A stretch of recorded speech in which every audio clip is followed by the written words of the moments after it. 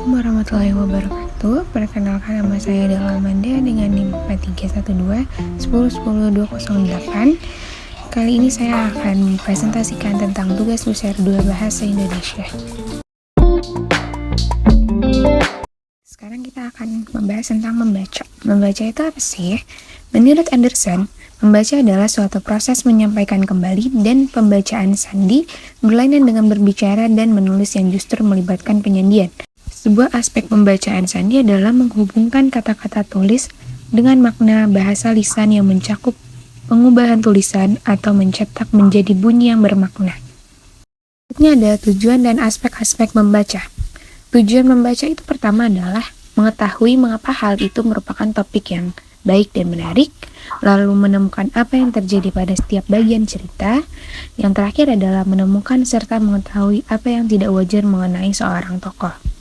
Lalu ada aspek membaca. Aspek membaca ini ada keterampilan yang bersifat mekanis yang dapat dianggap berada pada urutan yang paling rendah. Lalu ada keterampilan yang bersifat pemahaman yang dapat dianggap berada pada urutan yang lebih tinggi.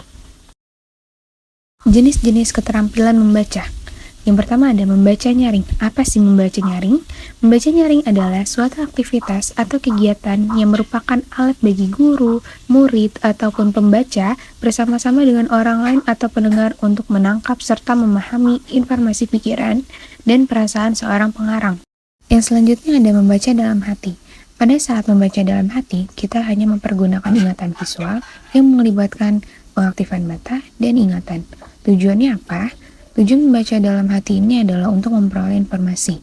Nah, membaca dalam hati ini dibagi menjadi 2, yaitu ada membaca ekstensif dan membaca intensif. Selanjutnya kita akan membahas tentang menulis. Tadi sudah membahas tentang membaca, sekarang kita akan membahas tentang menulis. Menulis ialah menurunkan atau menuliskan lambang-lambang grafik yang menggambarkan suatu bahasa yang dipahami oleh seseorang, sehingga orang lain dapat membaca lambang-lambang grafik tersebut kalau mereka memahami bahasa dan gambaran grafik tersebut. Salah satu dari tugas-tugas terpenting sang penulis sebagai penulis adalah menguasai prinsip-prinsip menulis dan berpikir, yang akan dapat menolongnya mencapai maksud dan tujuan.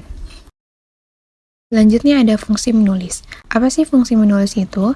Yaitu untuk berkomunikasi mengenai perasaan manusia atau individu itu sendiri, baik menyampaikan apa kemauan yang diinginkan, ataupun menyangkut dengan masyarakat luas seperti adaptasi maupun sebagai interaksi mengenai hubungan sosial.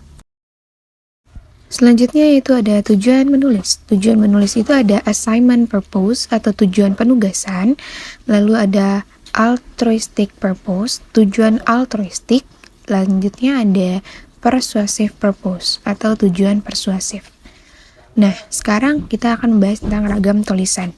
Bentuk-bentuk objektif yang mencakup A. Penjelasan yang terperinci mengenai proses, yaitu ada batasan, laporan, dokumen. Lalu ada bentuk-bentuk subjektif yang mencakup autobiografi, surat-surat, penilaian pribadi, esai informal, potret atau gambaran, dan yang terakhir ada satire. Tujuan antara menulis dan membaca. Antara penulis dan membaca terdapat hubungan yang sangat erat. Bila kita menulis sesuatu, maka pada prinsipnya kita ingin agar tulisan itu dibaca oleh orang lain. Paling sedikit dapat kita baca sendiri pada saat lain. Demikianlah hubungan antara menulis dan membaca pada dasarnya adalah hubungan antara penulis dan pembaca. Sekian kasih dari saya tentang menulis untuk membaca. Mohon maaf jika ada kesalahan. Terima kasih dan Assalamualaikum warahmatullahi wabarakatuh.